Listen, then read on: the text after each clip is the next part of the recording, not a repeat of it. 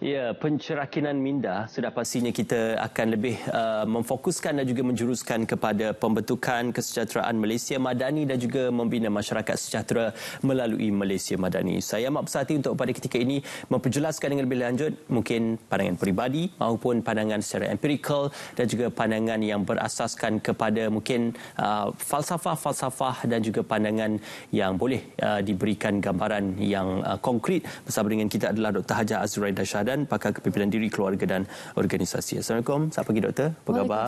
Alhamdulillah. Terima kasih bersama dengan kami kerana untuk memberikan ruang berkenaan Malaysia Madani ini kita perlu memperjelaskannya dengan perinci yang mungkin. Ya. Betul. Malaysia Madani mungkin masih ramai yang tertanya-tanya, masih ramai yang ingin memahami bagaimana pelaksanaan Malaysia Madani dan apa mungkin pemahaman Malaysia Madani dalam konteks kepada masyarakat ini. Alright, Ismail. Saya yakin ramai antara kita baru-baru ni kita mendengar perkataan Madani. Mungkin sebelum ni ada antara kita yang telah mendengar perkataan ni sebelum ni. Tapi mungkin juga yang baru mendengar tu tertanya-tanya apalah Madani ni. Kalau dari segi personal opinionnya untuk saya memudahkan masyarakat untuk memahami apa itu Madani, maju, diri, akal, ni rohani.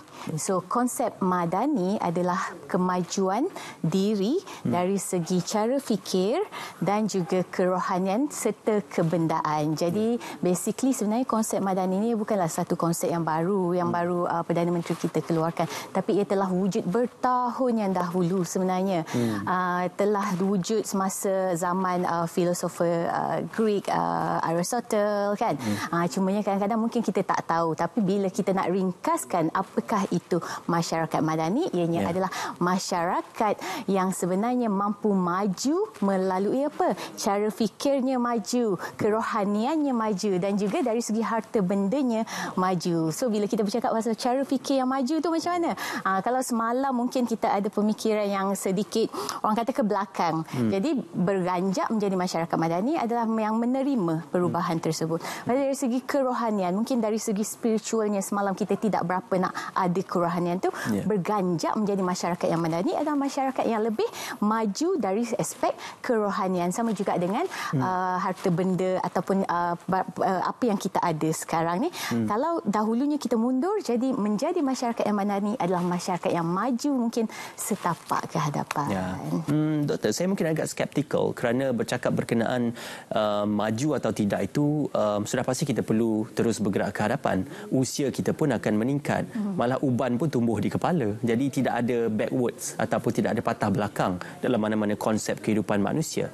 Cuma apabila kita bercakap berkenaan suatu konsep ini yang mungkin sudah lama digagaskan seperti kata doktor itu, bagaimana untuk mengevolusikan, mentransformasikan pemikiran itu, sedangkan pemikiran kita ini ada yang mengatakan masih ditakut lama.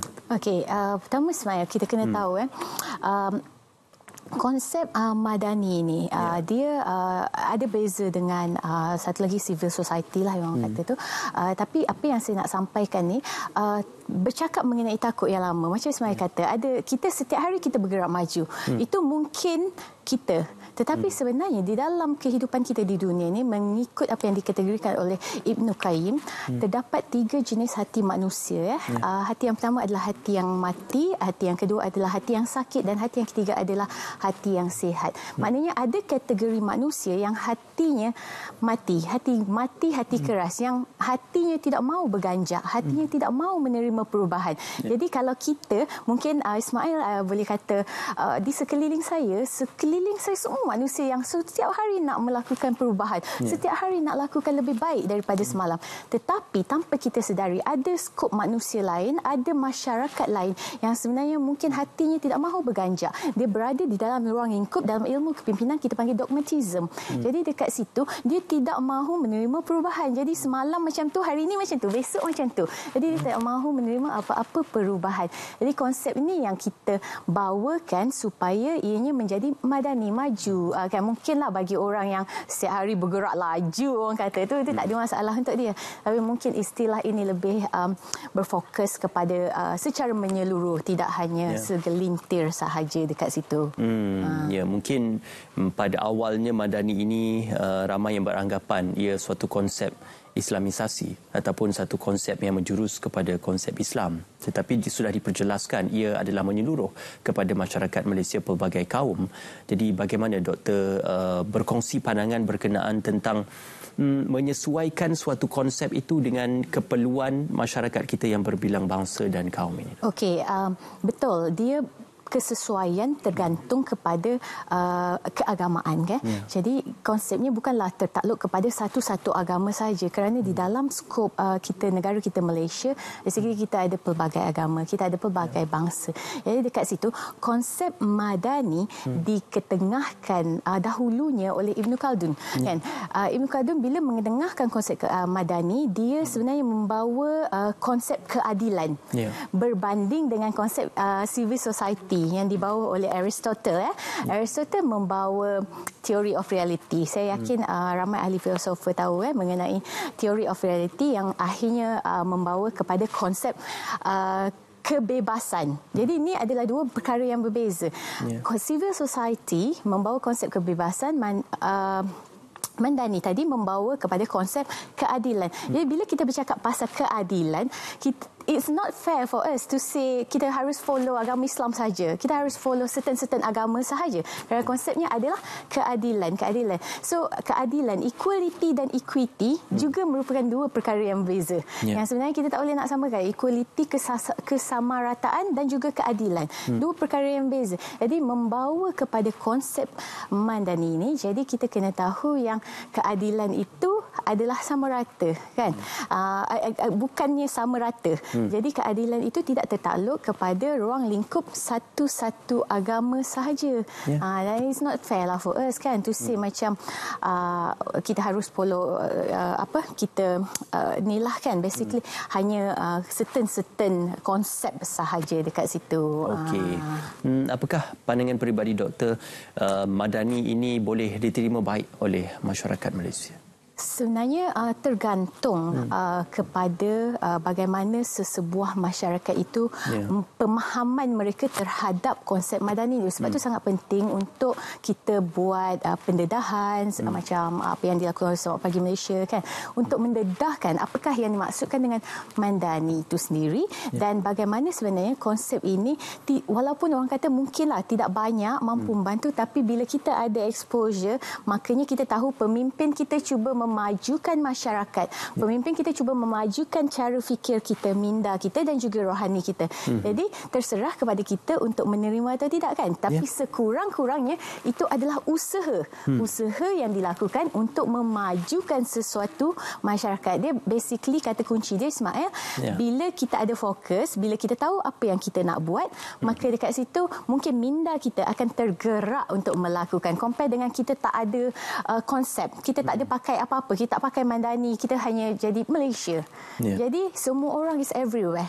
Tiada kesatuan dekat situ. Tapi bila kita tanamkan satu fokus, kita nak jadi masyarakat yang maju dari segi cara fikir, rohani dan juga kebendaan, maka orang akan ada fokus, akan ada matlamat. Okey, kita cubalah, kan. Jadi macam itulah dia punya perumpamaannya. Maju dari segi cara fikir, doktor katakan tadi, rohani, kebendaan dan juga cara fikir. Mungkin agak sukar untuk kita mendapatkan ketiga-tiga elemen itu kerana ada segolongan manusia hanya maju dari segi cara berfikir, ada yang maju dari segi kebendaan dan ada yang maju mungkin dari segi kerohanian. Amat sukar untuk memiliki kesemuanya. Jadi bagaimana menggabungkan kesemuanya itu? Sebenarnya dia apa yang kita fikir itu yang kita dapat. Teori Aristotle, theory of reality, dia berdasarkan evidence dan saya selalu cakap reality is made based on our perception. So sekiranya kita menerima perubahan ini dengan minda yang terbuka, dengan hati yang terbuka, makanya secara perlahan-lahan minda kita ataupun reticular activating system kita sudi untuk membuka ruang untuk menerima perubahan tersebut. Mungkin sebelum ni kita hanyalah seorang individu yang maju, yang bagus dari segi cara fikir. Tetapi setelah kita menanamkan kepada minda kita, kita harus maju dari aspek rohani dan juga kebendaan, maka secara tidak langsung minda kita akan bergerak untuk melaksanakan impian tersebut. Jadi konsepnya berbalik kepada the power of your mind. Okey, bagaimana kita berfikir, dan begitulah sebenarnya yang akan melorong kita ke arah impian kita. The power of mind itu penting kerana daripada minda yang positif akan menggerakkan mungkin pelaksanaan dan juga pergerakan yang positif. Membina minda yang positif juga perlu disusuli dengan suasana dan juga persekitaran yang positif. Apakah kita boleh grow our positive mind dalam persekitaran yang negatif, Doktor? Well, basically it's never too late for anything.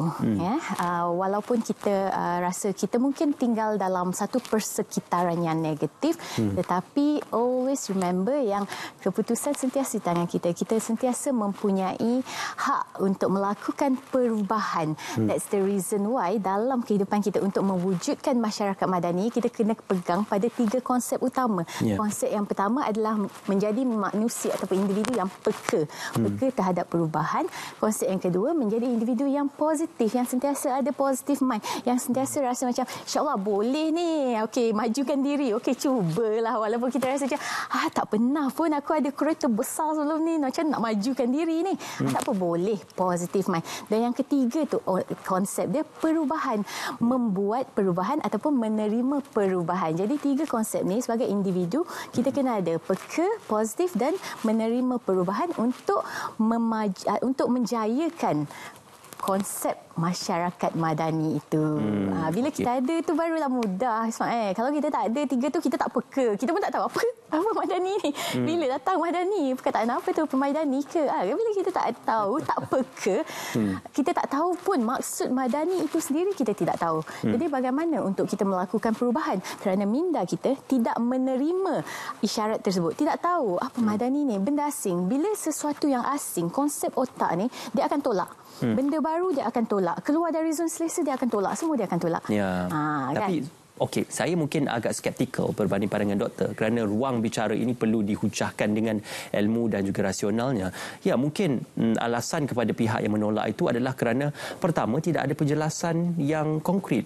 Yang kedua, tidak ada penghujahan yang rasional. Dan yang ketiga, tidak ada suatu bentuk pemadanan dan juga pembuktian yang empirical dan juga berbentuk fizikal. Jadi bagaimana kita boleh menerima sebulat-bulatnya tanpa kita menakul dan juga menganalisis dengan setepat-tepatnya. Jadi madani ini perlukan masa, perlukan pemahaman dan juga perlukan penjelasan. Betul. Saya sangat setuju dengan Ismail kerana saya sangat yakin sesiapa sahaja yang mendatangkan konsep madani ini sebenarnya telah melakukan penyelidikan dan kajian terlebih dahulu, kerana konsep madani adalah satu konsep, satu istilah ataupun studi kajian yang perlu dilakukan melalui evidence.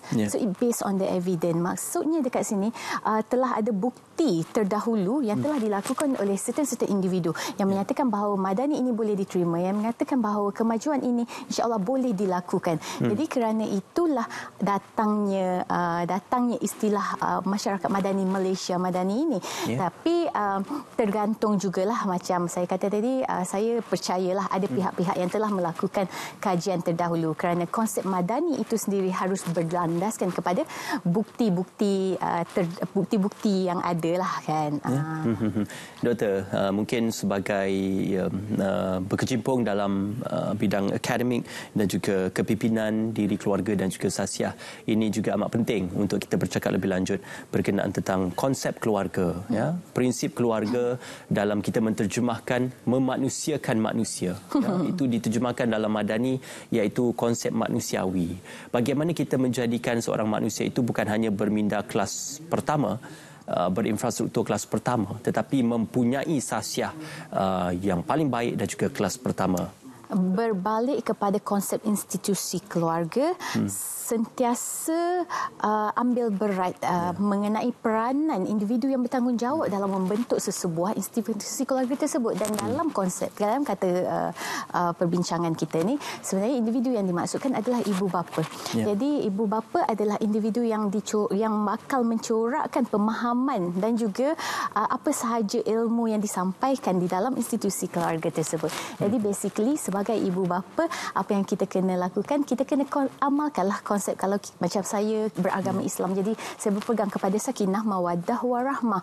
Konsep dalam institusi keluarga untuk melahirkan anak-anak yang faham mengenai madani ini. Jadi sakinah kena ada ketenangan, mawaddah kasih sayang, dan juga warahmah belas kasihan. So tiga benda ni bakal melahirkan anak-anak ataupun generasi seterusnya yang mungkin mempunyai kehidupan yang lebih tenang untuk menerima ataupun kasih sayang dan juga ihsan serta belas kasihan tersebut yang akhirnya mampu membentuk masyarakat madani. Saya suka aura positif yang senantiasa dibawakan oleh doktor dalam perbincangan ini untuk kita menerjemahkan pemikiran yang positif, aura yang positif dan juga mungkin cara kerja yang positif. Doktor, secara kesimpulan dan juga rumusannya, apa mungkin berhasil untuk madani ini kita terjemahkan dalam set tingkah laku, pergerakan dan juga cara kita hidup di muka bumi ini, doktor? InsyaAllah, sebenarnya apa yang mustahil bagi manusia tidak pernah mustahil bagi Allah. Jadi sebagai manusia kita yakinlah dengan apa sahaja pembaharuan, seandainya ia adalah berbentuk kebaikan ataupun untuk kebaikan bersama, why not we try? Betul. InsyaAllah kita maju ke hadapan. Betul. Dan tanpa kita maju ke hadapan. Cuma kita minda, rohani dan kebenaran. InsyaAllah. Terima kasih doktor bersama dengan kami pada pagi ini. InsyaAllah Malaysia Madani suatu konsep yang perlu difahami dan juga perlu dijana dan juga diperjelaskan dengan seteliti yang mungkin. Terima kasih doktor bersama dengan kami. Kita nak ke cerita